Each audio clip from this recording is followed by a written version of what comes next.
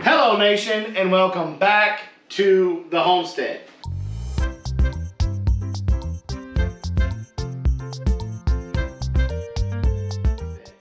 Well, I have a question for you guys. Am I the only one out there that likes a good sandwich?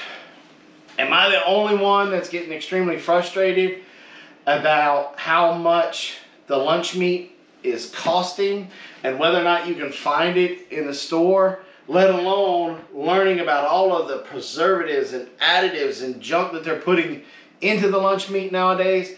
And it don't taste nowhere near as good as it did back from when I was a kid. Normally, you know, when people get frustrated with something, they start looking at ways to fix it. And that's exactly what I did. As you guys know, we process our own pork, chicken, turkeys here on the homestead. And we're gearing up to be able to process our very first cow. So I started looking into and researching, how can I make some of my own deli meat, some of my own sausages, stuff like that.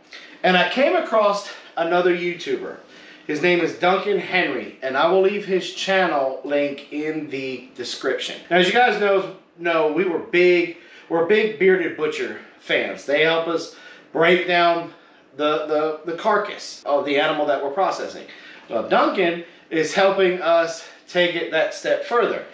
Now, a couple years ago, he did a series and he called it Marinsky March, and it's based off of this book right here, Home Production of Quality Meats and Sausages by Stanley and Adam Marinsky. But we're going to do the molded ham in this one. And what you'll need is some type of a container to be able to put your ham in. This is the larger one. We accidentally ordered the larger one from what Duncan used in his video. And be careful on Amazon, because that's how we got messed up, because they have them both side by side and it can get a little bit confusing and you could click on the wrong one. But we got the bigger one. Now you're going to also, obviously you're going to need meat. You're going to need some pork. Now in the book, it tells you to use lean pork. Now Duncan went a step further and he cautioned you on what cuts to use. He said don't use anything that has the ligaments or the tendons or something like that in. So stuff like the hocks, the shoulders. He suggested that you use like the picnic, the ham, or the loin. I think he uses the loin in his video. We're going to be using the ham in ours. So we cut it down. We cut down the ham into 3/4 inch chunks. Then you're going to take those chunks and you're going to mix them with salt, regular iodized salt, and then curing salt number 1. The link for this will also be in the description where you can get this off of Amazon. Now this is where we learned something. Because we used the bigger canister, we couldn't go off of what it said in the book, because in the book it said use 2.2 pounds of meat or 1,000 grams. So what we ended up doing is we loaded this puppy up with the meat to where it was the top. We weighed it on Robin's kitchen scale, and then we just did the math. Now, here's the thing. It's easier to do it in grams versus pounds. And so then we just did the math. We added the appropriate amount of salt and curing salt, and we mixed it up. We packed it back into this container, and then you stick it in the refrigerator for 3 days. All right, so we've been waiting patiently for 3 days as our formed ham was curing in our refrigerator. Now it's time for us to cook it. We've got a stock pot here behind me. The water is boiling. I'm going to place this canister down in there. The water does not come above the rim, and in fact I have this little tiny hole here where my thermostat's supposed to go, and so we don't want the water to come above that. And then we're going to stick it in there for 90 minutes.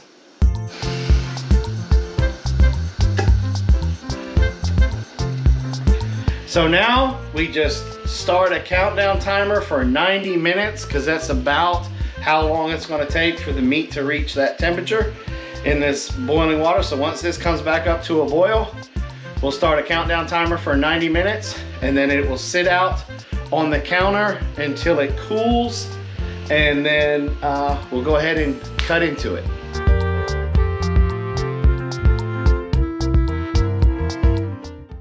All right, so we cooked our ham and we let it come down to room temperature, and then we stuck it in the refrigerator overnight. So now's the telling time. So let's take the lid off. There's the spring.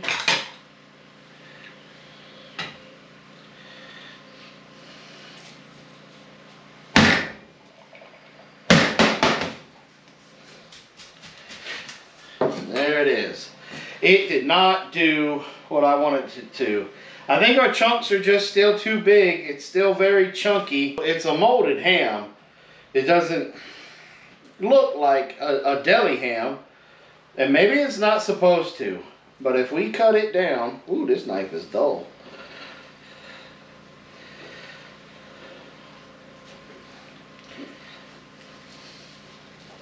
I probably grabbed the wrong one. I mean, that's what it looks like inside. Okay, so let's slice this and see how it comes out.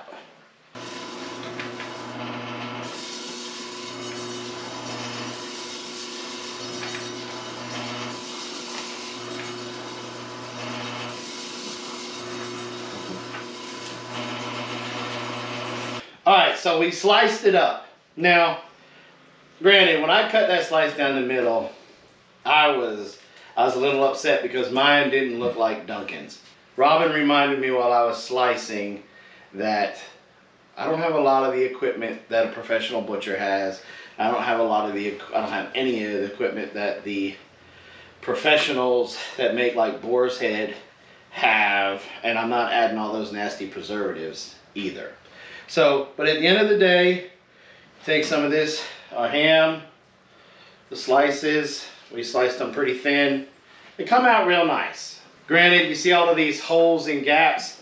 I think if we cut our chunks smaller, those are gonna go away. We're gonna do another one, and I'll let you know and we'll give you guys pictures in the Nation on Facebook. So if you're not a member of the Nation, Big Bear Nation on Facebook, come on over, make sure you answer all the questions, and we'll let you in. So I think we'll cut those smaller.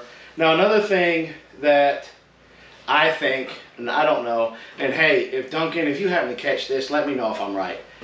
We're using a Hampshire Berkshire cross, and we're using the hams. I think those are just too lean, and I don't think I have enough fat in the meat to be able to cut up to help it bind better. But that container that we had, it sliced up. Let's see how much weight we got here.